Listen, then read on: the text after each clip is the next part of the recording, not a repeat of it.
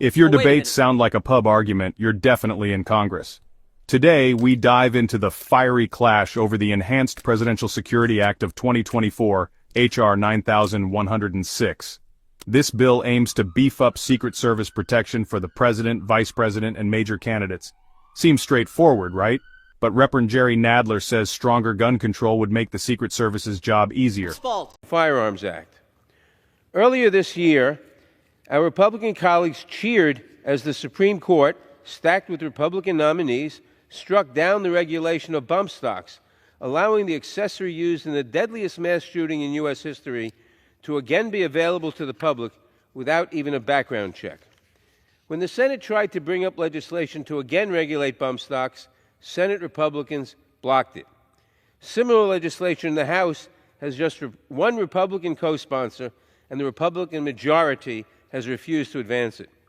Just today, Republicans used their control of the Judiciary Committee to advance a bill that would weaken the Bipartisan Safer Communities Act, reinvigorate the black market for guns, and reopen the online and private sale loophole.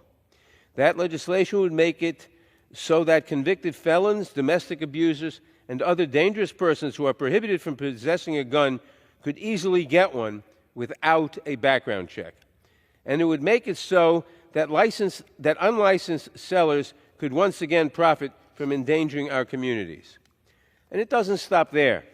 Not only have they sought to unravel our gun laws through legislation and our courts, but our Republican colleagues have also sought to defund the Bureau of Alcohol, Tobacco, Firearms, and Explosives, the primary agency tasked with enforcing our gun laws, including by helping state and local enforcement and local law enforcement solve violent crimes and keep guns out of the wrong hands. The cumulative effect of these efforts is clear.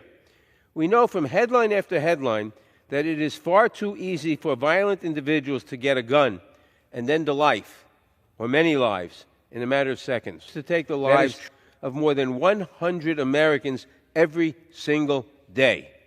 As Republicans yet again rush headlong towards a government shutdown, unable even to manage the most basic aspects of governing, and as they continue to oppose every action to prevent gun violence, Democrats will continue to fight to make our communities safer for every American.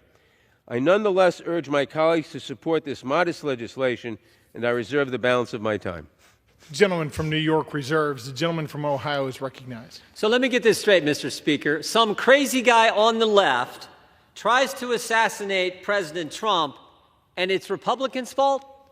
That's what we just heard.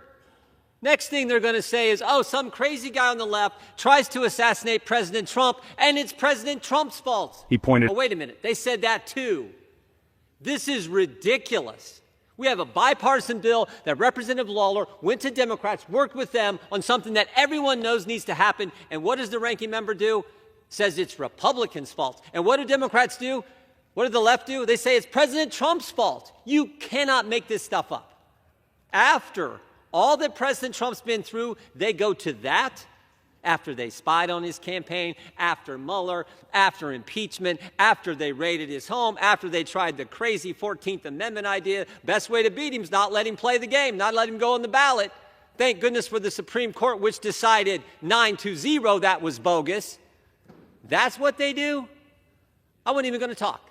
I was going to let Mr. Lawler, who's done the work on this, handle all this, and his remarks were totally bipartisan, not partisan at all.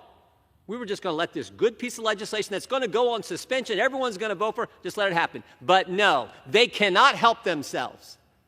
It's ridiculous. I yield to the gentleman from New York who was working in the proper fashion on a good piece of legislation that will protect both, as he indicated in his opening remarks, both former President Trump and Vice President Harris. That's what we want in America.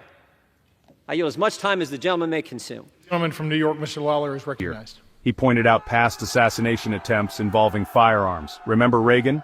Nadler slammed Republicans for allegedly weakening gun laws. Enter Jim Jordan, not one to back down. He labeled it absurd to blame Republicans for gun violence, defending H.R. 9106's bipartisan nature. Jordan accused Democrats of using the bill to attack President Trump. This debate is more than just political theater. It's about gun control, security, and the ongoing struggle between safety and rights. Should we tighten gun laws to protect our leaders, or is this just more political posturing? Tell us what you think in the comments.